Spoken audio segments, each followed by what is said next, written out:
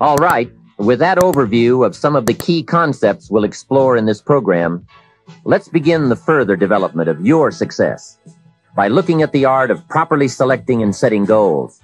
I think you'll hear a couple of thoughts you've never heard before. Of all the things that changed my life for the better most quickly, it was learning how to set goals. And mastering this unique process can have a powerful effect on your life too. One morning at breakfast, shortly after I met Mr. Shoaff, he asked me if he could see my current list of goals. He said, "Let me see your list of goals, and let's go over them and talk about them. Maybe that's the best way I can help you right now." And I said, "I don't have a list."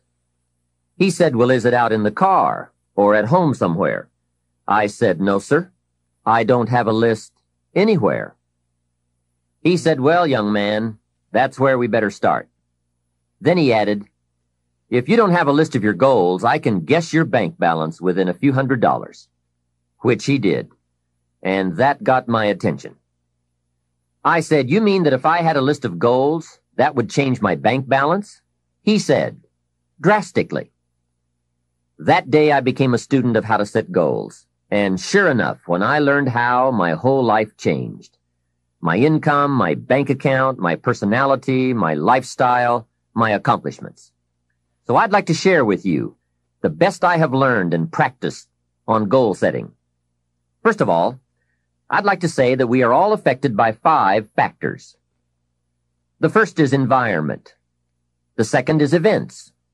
The third is knowledge. The fourth is results.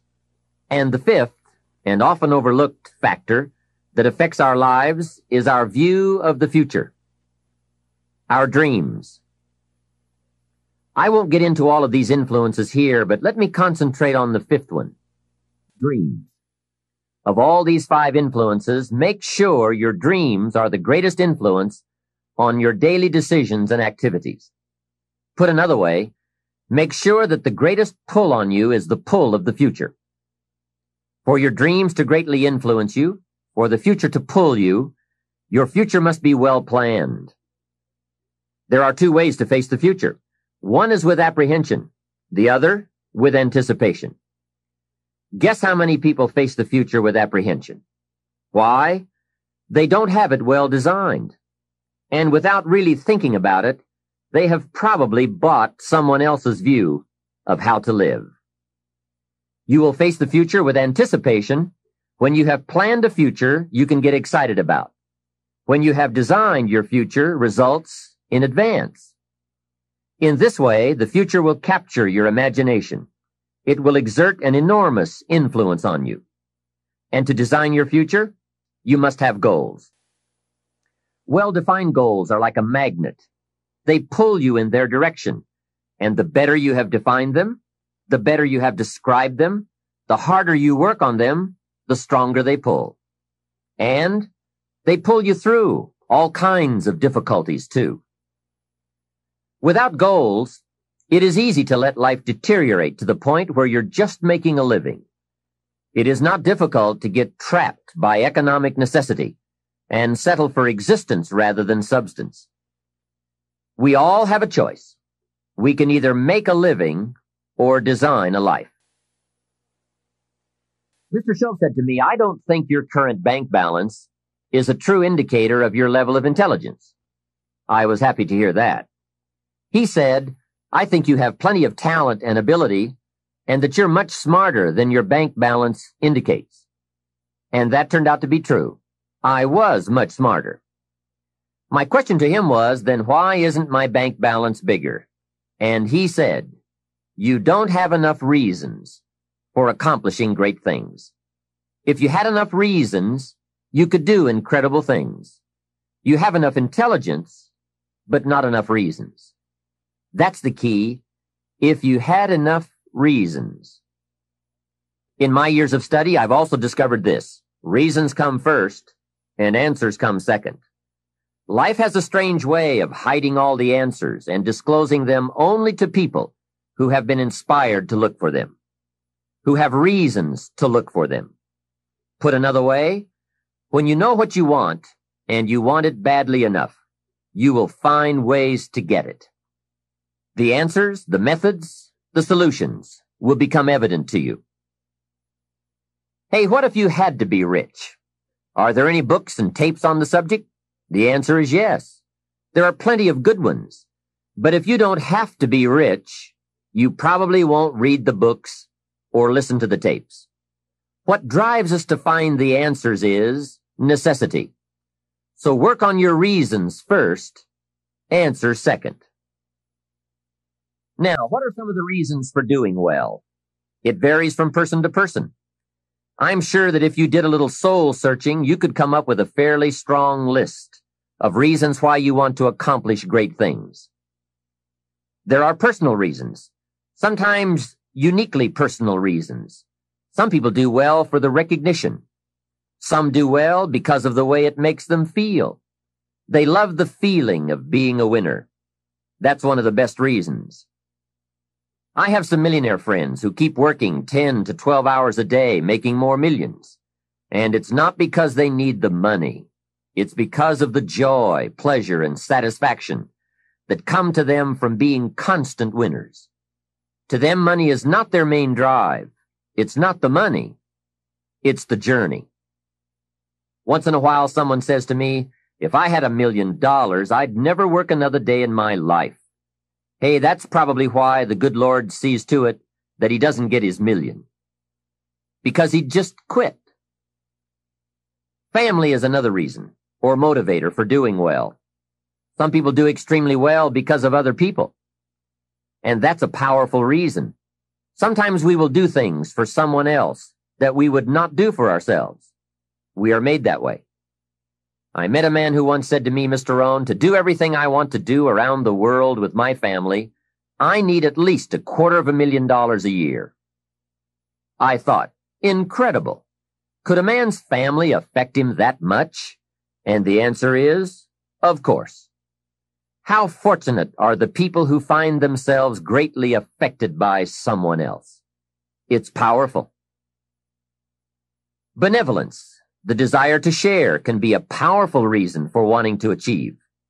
Some people do extremely well gathering up resources, so they can then be benefactors.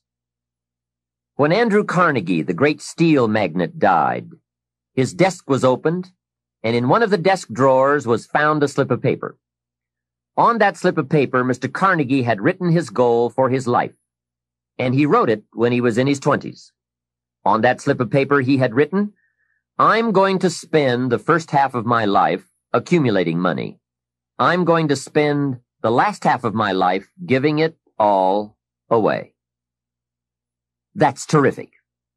He was so inspired by that goal that during the first half of his life, he accumulated $450 million. And during the last half of his life, he gave it all away. How powerful. What has you turned on? What has you getting up early, hitting it hard all day and staying up late? What has you inspired? Next question. What's got you turned off? When I found the answers to those two questions, my life exploded into change. I finally found out what negative philosophy of life I had allowed to limit me and had me turned off, and I got that cured. Then I found a long enough list of reasons to turn me on, and once the lights went on for me, at age 25, they have never gone out. I've fallen out of the sky a few times, but I've never lost that drive to do something unique with my life. Now there's another list of reasons for doing well, called nitty-gritty. Those hard little reasons that can really affect your life. Sometimes it doesn't take much of a goal to start you in a brand new life direction. I now carry a few $100s in my money clip. It's only a few $100s, but the story behind why I do it reveals one of those reasons that greatly affected me. Just before I met Mr. Shoaff, I heard a knock at my door one day. When I opened it, there was a little girl selling Girl Scout cookies. And she gave me one of the finest sales presentations I've ever heard. A special deal, several flavors, and only $2. Back when you could get a lot for $2. And with a big smile, she very politely asked me to buy. And I wanted to. Big problem. I didn't have $2. And to this day, I can still clearly remember the pain and the embarrassment. I was a father, I had been to college, I was working, and I didn't have $2. Now, since I didn't want to tell her that, I did what I thought was next best. I lied to her. I said, "Hey, I've already bought lots of Girl Scout cookies. I've still got plenty stacked in the house." Now, that wasn't true, but it seemed to get me off the hook for the moment. She said, "That's wonderful, sir. Thank you very much." And she went away. After she had left, I closed the door, and that was the day I said, I don't want to live like this anymore. I've had it with being broke, and I've had it with lying. I've had it with being embarrassed over not having any money in my pocket. I promised myself that day that this would never happen again. I picked a day and an amount, and I said, I'll never carry less. It was one of those reasons that still affects my life after all these years. So I now carry a few $100s in my money clip. I do that for two reasons, I guess. One reason is the way it makes me feel. That special feeling of having plenty. Mr. Shove said to me, the first $500 you earn, put into your pocket, not in the bank. It feels much better in your pocket than it does in the bank. I've found that's true. But I also carry plenty in case I bump into another Girl Scout who's selling cookies. I'm ready. I remember walking out of the bank one day in Northern California where I lived at the time, and there were two little girls selling candy right outside the bank for some girls' organization. The first little girl walked up to me and said, "Mister, would you like to buy some candy?" I said, "I probably would. What kind is it?" She said, "It's Almond Roca." I said, "That's my favorite." She said, "Wonderful." I asked, "How much is it?"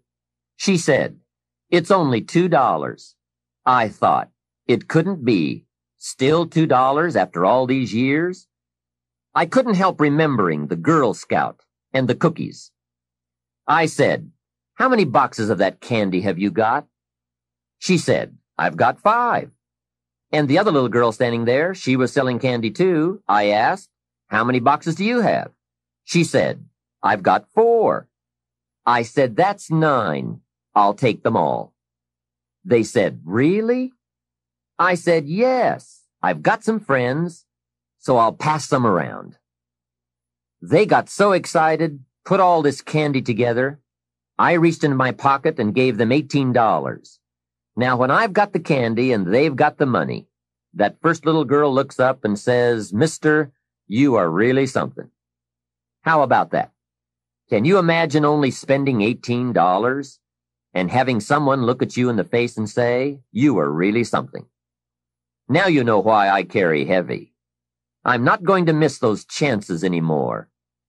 It was a small goal, just a few $100s, but it had a big effect on my life.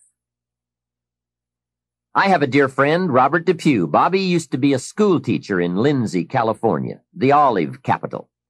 After he taught school for several years, he became a little weary of teaching and decided to get into sales. One day, without telling anyone, he quit his teaching job and jumped into sales. When he did, his brother poked fun at him. His brother said, "You're going to go right down the drain. You had a good teaching job. Now you're going to lose everything you have.